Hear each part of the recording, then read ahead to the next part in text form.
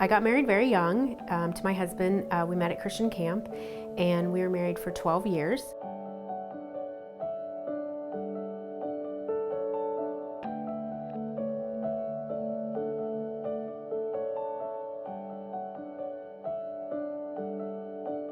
I found out 12 years into my marriage that my husband had committed adultery. And when I did, it took me on a journey. So the first time that I really began to really work on hearing God's voice, I was laying on my bedroom floor, and I heard him ask me a question, and I said, "Oh, okay, is my marriage over?" And I heard no before I could even finish my thought. And then I said, "Okay, well then, what do I have to do?" And I heard nothing. A friend of mine told me to pray and ask God what the key was.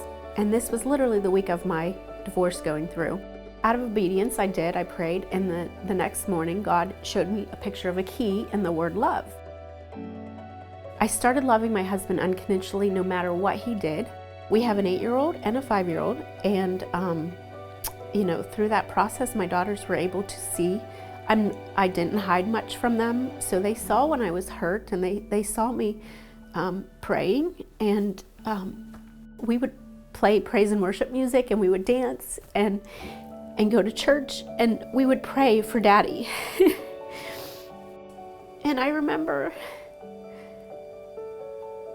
when my oldest found out that her daddy was coming home, she ran over to me the moment he walked out the door, and she said, "Mom, our prayers worked.